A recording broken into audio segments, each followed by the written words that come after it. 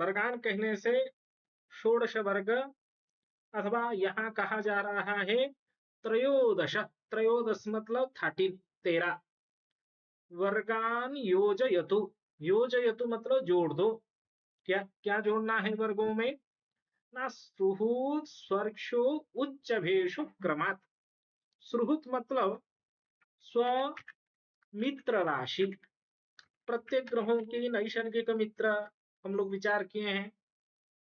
किसी भी वर्ग कुंडली में ग्रह, होरा, दृष्टान, नवांश, द्वादशांश, त्रिंशांश, जो वर्ग कुंडली हम लोग बनाते हैं उसमें किसी भी ग्रह यदि स्वमित्र राशि में बैठा हो अथवा स्वर्क्ष, स्वर्क्ष मतलब स्वराशि, अपने घर में स्थित हो, स्वगृह में स्वराशि में स्थित हो, जैसे मंगल मेष राशि में स्थित हो अथवा वृश्चिक राशि में स्थित हो, अथवा अपने मित्र राशि मतलब धनु, मीन, गुरु के राशि में मंगल बैठा हो किसी भी वर्ग कुंडली में। फिर से कहते हैं उच्च भेषु। उच्च मतलब स्व उच्च में, अपने उच्च राशि में। प्रत्येक ग्रहों की उच्च राशि हम लोग जानते हैं। सूर्य का मेष राशि, चंद्रमा का वृष राशि, मंगल का मकर राशि, बुध का कन्या राशि। प्रत्येक ग्रहों का उच्च राशि हम लोगों को पता है, स्वराशि भी पता है, मित्र राशि भी पता है। तो वर्ग कुंडली में कोई भी ग्रह यदि स्वराशि अथवा उच्च राशि अथवा मित्र राशि में स्थित हो, बैठा हो, तो उससे क्या होगा ना, योग बन जाता है वहां। द्विस्त्री ही, एक ग्रह का हम लोग विचार पहले करते हैं। सूर्य, सूर्य संपूर्ण 13 वर्ग कुंडली में से यदि दो शुभ वर्गस्थ हो, दो कुंडली में भी शुभ वर्गस्थ हो, अथवा द्विस्त्री ही, 3 वर्ग कुंडली में शुभ वर्गस्थ हो। फिर से कहते हैं पंच मतलब 5 में शुभ वर्गस्थ हो, चतुर 4 में शुभ वर्गस्थ हो, नव 9 में शुभ वर्गस्थ हो, अद्रि, अद्रि मतलब पर्वत, पर्वत 7 होते हैं, सप्त 7 घर में शुभ वर्गस्थ बैठा हो, षठ, षठ मतलब 6, 6 में शुभ वर्गस्थ हो। तो वर्गिक्यतः, ऐक्य मतलब जोड़ देना है, उसको जोड़ देने हैं, जोड़ देना है कितने वर्गों, वर्ग कुंडली में किस किस वर्ग कुंडली में वो शुभ वर्गस्थ बैठा है, उसको संख्याओं को जोड़ देना है। जोड़ देने से क्या मिलेगा ना, चोत्तम पारिजात कथितो सिंहासनम गोपुरम। तो पहले कहता है यदि दो ही शुभ वर्गस्थ होगा, क्रमात, क्रम से हम लोग विचार कर रहे हैं, तो उसको उत्तम करके कहा जाता है। उत्तम, 3 शुभ वर्गस्थ होगा तो उसको पारिजात कहा जाता है। 5 में शुभ वर्गस्थ होगा तो सिंहासन, 4 में शुभ वर्गस्थ होगा तो गोपुर। इस प्रकार ऐरावत 9 में शुभ वर्गस्थ होगा तो उसको ऐरावत कहा जाएगा। 7 स्थान में शुभ वर्गस्थ होगा तो उसको देवलोक कहा जाएगा। 6 स्थान में शुभ वर्गस्थ होगा तो उसको सुरलोक कहा जाएगा। इस प्रकार 8 में होगा तो पार्वतांश कहा जाएगा। ऐसे ही आपको एक चार्ट बना लेना है। जैसे 2 शुभ वर्गस्थ हो तो उत्तम, गलत टाइपिंग हुआ, 2 में उत्तम, और 3 यदि शुभ वर्गस्थ हो उसको हम लोग पारिजात करके नाम देंगे। 4 शुभ वर्गस्थ हो तो गोपुरांश, गोपुरांश उसको कहेंगे। 5 स्थान में, 5 वर्ग कुंडली में शुभ वर्गस्थ होगा तो सिंहासन। एक तो नोट कर लीजिए, उसके बाद उदाहरण देख लेंगे तो अच्छे से समझ में आ जाएगा। 6 स्थानों में, 6 कुंडली में शुभ वर्गस्थ हो जाए कोई ग्रह, उसको पारावतांश कहा जाएगा। 7 स्थानों में शुभ वर्गस्थ हो जाए तभी देवलोकांश हो जाएगा। 8 स्थान में होगा तो सूर्य लोकांश होगा। उसके बाद 9 शुभ वर्गस्थ होगा तो ऐरावतांश, ऐरावत हाथी जो इंद्र के गज। इस प्रकार इंद्र तुल्य राज सुख प्राप्ति होता है। इसका विचार हम लोग क्यों करते हैं?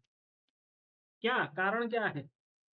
जितने अधिक शुभ वर्गों में ग्रह विद्यमान होगा उसका फल पॉजिटिव होगा, शुभत्व होगा। जितने अशुभ वर्गस्थ होगा उतना अशुभत्व होगा। अभी एक उदाहरण के लिए जन्म कुंडली में ले चलते हैं।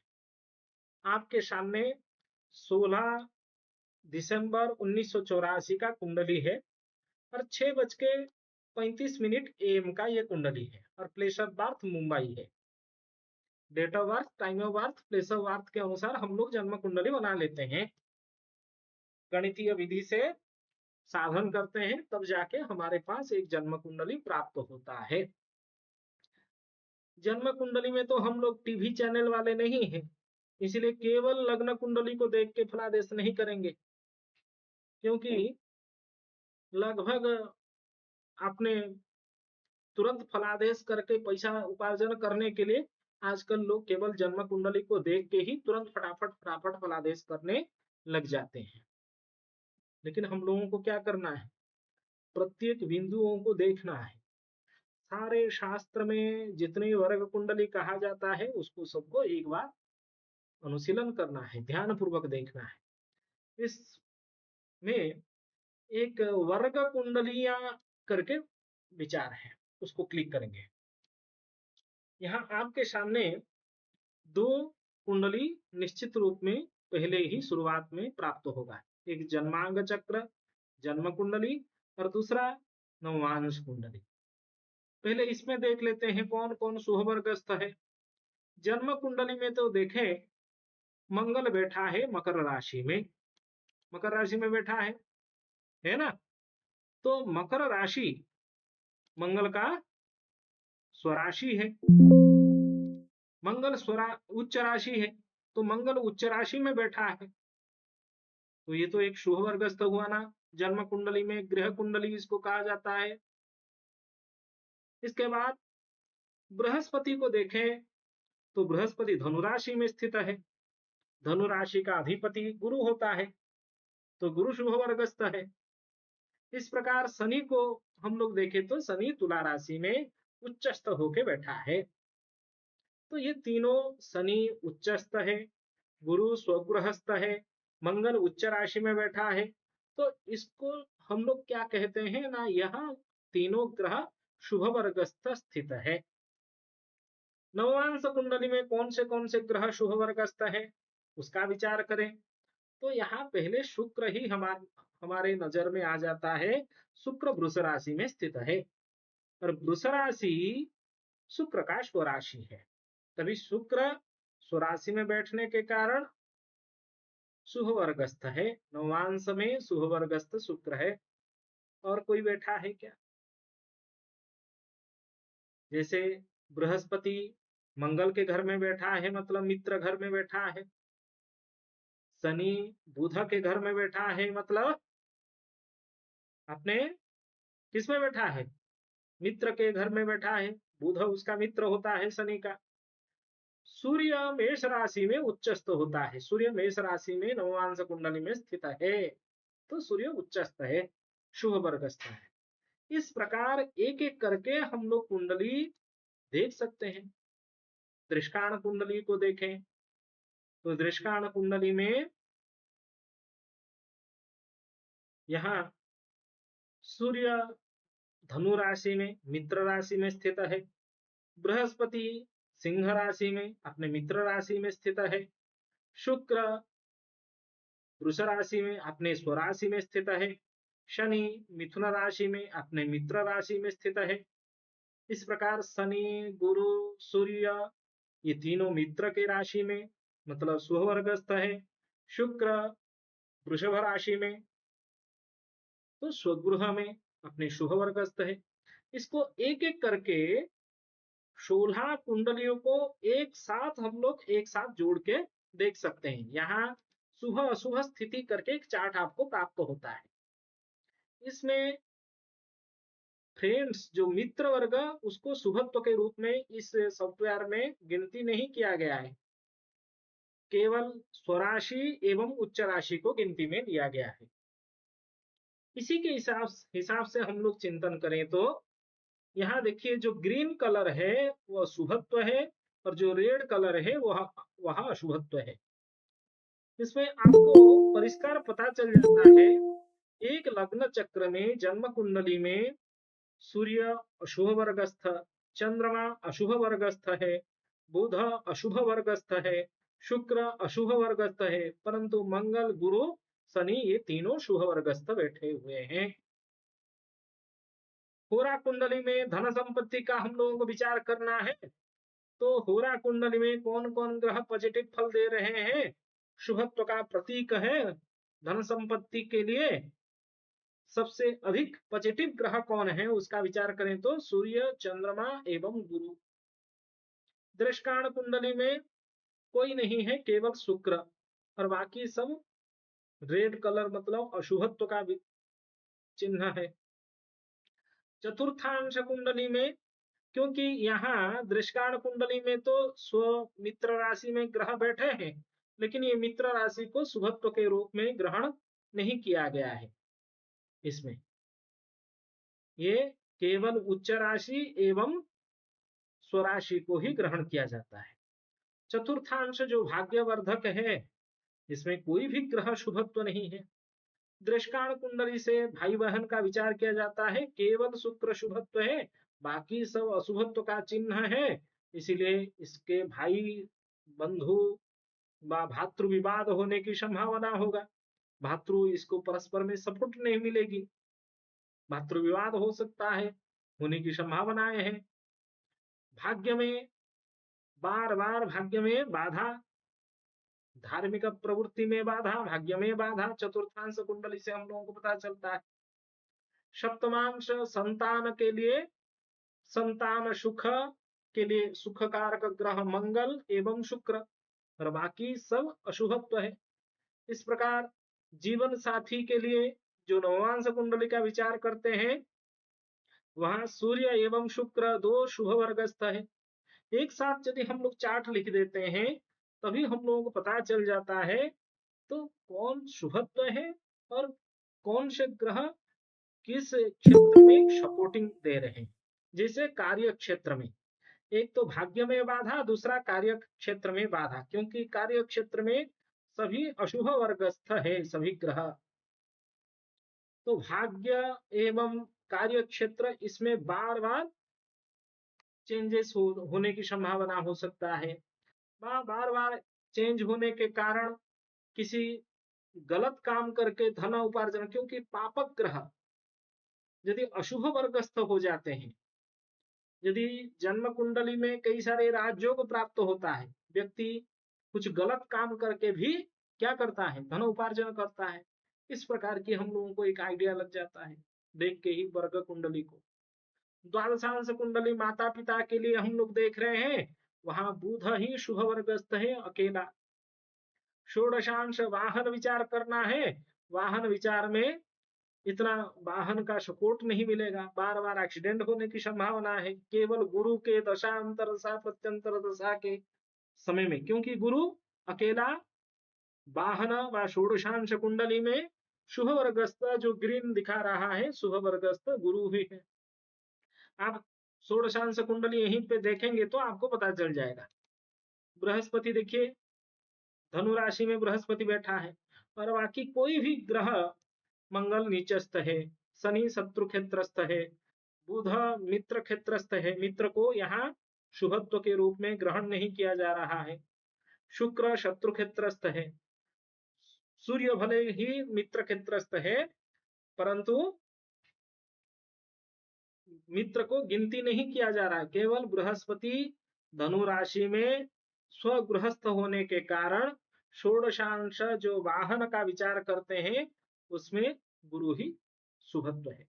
यहाँ चतुर्थ स्थान का अधिपति जो वाहन का विचारणीय विषय चतुर्थाधिपति शनि, शनि वाहन कुंडली में व षोडशांश कुंडली में कर्क राशि में नीचस्थ मंगल के साथ मिलकर बैठा है, तभी वाहन बाधा जिसको हम लोग कहते हैं, कई प्रकार के वाहन में वाहन खरीदने से हानि भी पहुंचा जा सकता है।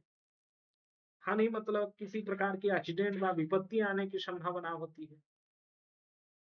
क्योंकि शनि मंगल की युति अशुभत्व माना जाता है। एक अग्नि तत्व, दूसरा वायु तत्व।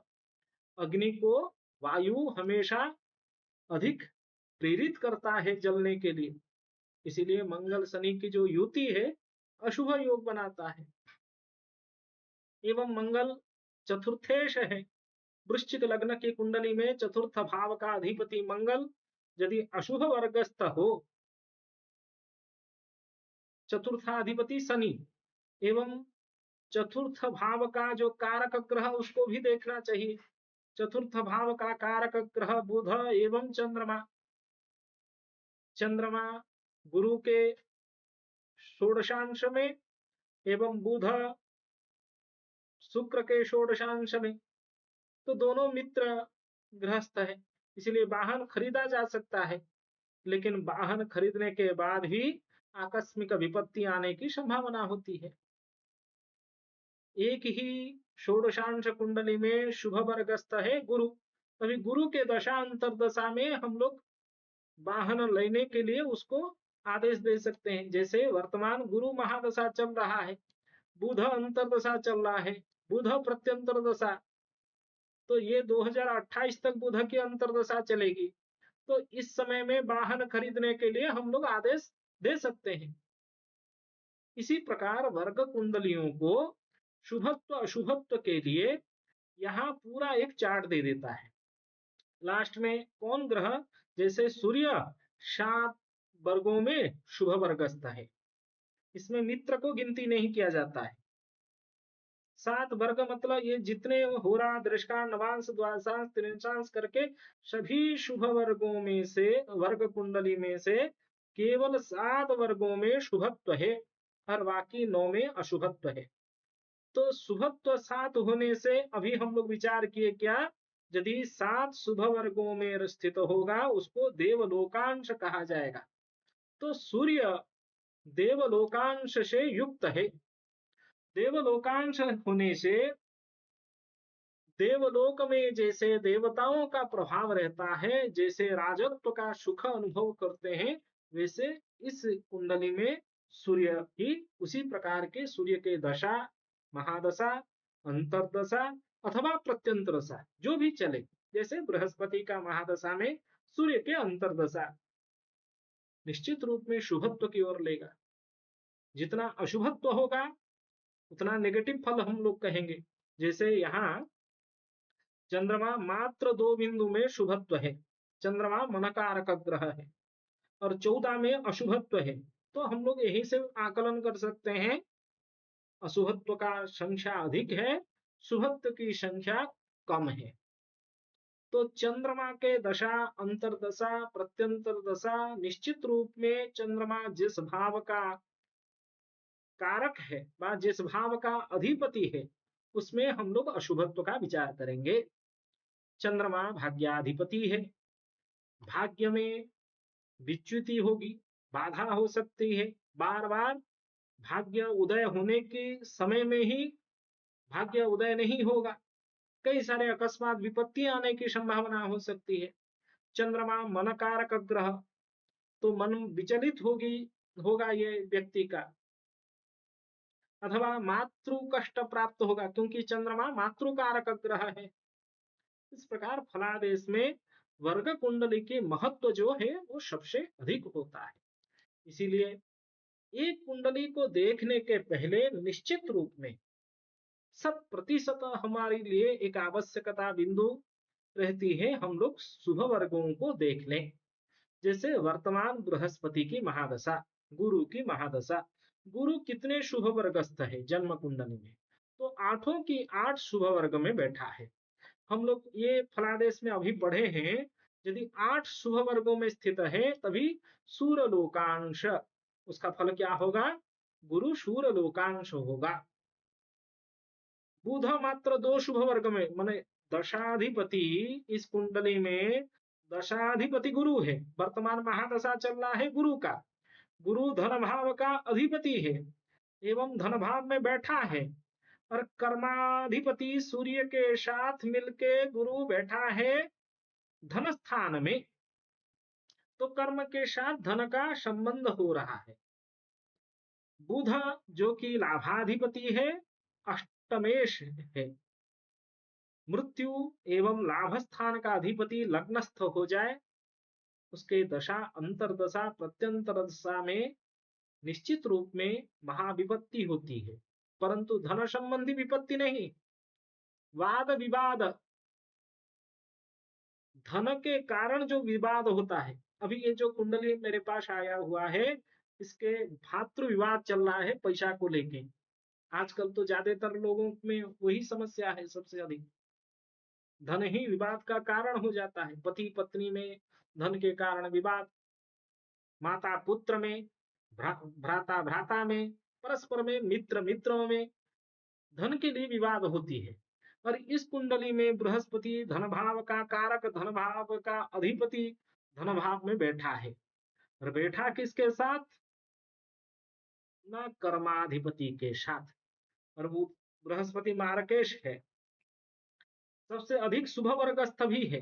दशाधिपति अधिक से अधिक शुभ वर्गस्थ बैठा हुआ है।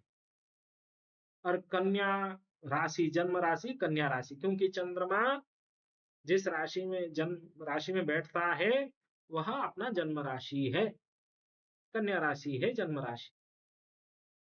कन्या राशि के अनुसार वर्तमान एकादश बृहस्पति गोचर में चल रहा है। जैसे कन्या राशि में गोचर में एकादश बृहस्पति चल रही है, कर्क राशि में बृहस्पति के कारण एकादश बृहस्पति धन धान्य वृद्धि करता है, व्यवसाय में उत्तम लाभदायक होगा, परंतु भाई के साथ धन के कारण विवाद होने की संभावना है। एक हमेशा हम लोगों को एक बिंदु याद रखना है, कारक भावनाशाय। जो कारक होते हैं ना, वो यदि उस भाव में बैठ जाते हैं, वो उस भाव को विनाश करते हैं। जैसे धनाधिपति धन में बैठ जाए तो विद्याधिपति विद्या स्थान में, विद्या में निपुण होगा, क्योंकि द्वितीय भाव से हम लोग अकाउंटिंग का विचार करते हैं। जो कैलकुलेशन, जो मैथमेटिक्स, गणित विद्या में पारंगत होते हैं, वह द्वितीय स्थान। यहाँ द्वितीयाधिपति कर्माधिपति के साथ मिलकर बैठा है। और बृहस्पति सूर्य बुध गणित विद्या का कारक ग्रह लग्न में बैठा है, तो व्यक्ति गणित विद्या में, अकाउंटिंग में पारंगत होगा एवं धन संबंधी कार्य में प्रवृत्त। तो आजकल जैसे चार्टर्ड अकाउंटेंट जैसा काम है, धन संबंधी कार्य, उस तरह के कार्य में निपुण होगा। परंतु कारक भावनाशाय के कारण धन संबंधी कारक जो है, जैसे कुटुंब, ज्ञान एवं विद्या, उस संबंधी विचार भी नष्ट होगा, कुटुंब से विच्युत होगा, विच्छेद होने की संभावना है। जैसे मंगल बैठा है तृतीय भाव में उच्चस्थ होके, हम लोग तो जानते हैं मंगल तृतीय भाव का कारक है। भातृभाव का कारक भातृ स्थान में बैठ जाए तभी भातृ विवाद सृष्टि कर लेता है, भले ही भातृ से फायदा है उसको। मंगल उच्चस्थ होके बैठा है मतलब भाई के साथ व्यवसाय करने से उसको फायदा है, परंतु मंगल बैठा है उस भाव का कारक किस भाव के अधिपति के साथ? ना व्यय भाव के अधिपति के साथ। एक तो सप्तमेश और दूसरा व्यय भाव का अधिपति। व्ययाधिपति यहाँ वृश्चिक लग्न में शुक्र व्यय भाव का स्वामी है, मंगल षष्ठेश है एवं लग्नेश है, उच्चस्थ बैठा है। व्यय भाव का अधिपति तृतीय में, तृतीयाधिपति व्यय भाव में, इसको स्थान विनिर्मय संबंध कहते हैं। एक दूसरे के घर में बैठ जाते हैं तो उसको स्थान विनिर्मय संबंध कहा जाता है। तो इसमें व्ययाधिपति यदि बैठा हो तृतीय में, तभी शुभत्व का स्थान नहीं है। षष्ठाधिपति तृतीय में अशुभत्व है, क्योंकि यह अशुभ स्थान, त्रिक स्थान, त्रिषणाय स्थान अशुभ स्थान है। अशुभ स्थानों का अधिपति परस्पर में संबंध बनाने से एक विपरीत राजयोग होता है, परंतु वह राजयोग अशुभत्व की ओर लेता है व्यक्ति को। व्यक्ति भले ही धन उपार्जन करता है, परंतु वह धन किस प्रकार की होगा, जैसे कि हम लोग जानते हैं कुछ गलत काम करके पैसा हम लोग कमाते हैं। कभी शेयर मार्केट में पैसा, जुआ खेल के शेयर मार्केट में पैसा लगा के, इस प्रकार के धन उपार्जन की विधि हो जाती है वहां। और उस धन के कारण भातृ के साथ विवाद होने का संभावना, क्योंकि कारक भावनाशा या तृतीय भाव का स्थिर कारक ग्रह मंगल है। समझ रहे हैं बात को। इस प्रकार हम लोग यदि एक एक बिंदु का चिंतन करेंगे तभी कई सारे फलादेश हमारे सामने आ जाता है। मैं एक दिन कहा था, सूर्य के द्वितीय द्वादश में चंद्रमा को छोड़कर, चंद्रमाम अतिरिच्य, चंद्रमाम विहाय, चंद्र को छोड़कर और बाकी ग्रह रहने से वेशी वाशी उभयचरी योग होते हैं। जैसे यहाँ सूर्य से द्वितीय में शुक्र मंगल, द्वादश में बुध अथवा केतु के साथ मिलकर बैठा है, लेकिन बुध को हम लोग गिनती करेंगे तो शुक्र बुध मंगल के कारण इसको उभयचरी योग कहा जाता है। और ये शुभ उभयचरी मध्य है। मिश्रित कहा जा सकता है, मंगल जबकि पापक ग्रह है तो मिश्रित उभयचरी योग बन जाता है। मिश्रित उभयचरी योग शुभ फलप्रद है। चंद्रमा से केंद्र में बृहस्पति स्वगृहस्थ होने से, जैसे चंद्रमा बैठा है कन्या राशि में, कन्या से हम लोग गिनती करेंगे तो 1 2 3 4, चार चौथे घर में बृहस्पति धनु राशि में स्वगृहस्थ होकर बैठा है, उससे गजकेसरी योग बन जाता है। ये शुभ गजकेसरी योग है, ये भी एक राजयोग है। कर्तर योग भी बनना है, लग्न से द्वितीय द्वादश में ग्रह रहने से कर्तर योग। जैसे यहाँ शनि उच्चस्थ है, बृहस्पति स्वगृहस्थ है, उसको हम लोग शुभ कर्तर योग भी कह सकते हैं।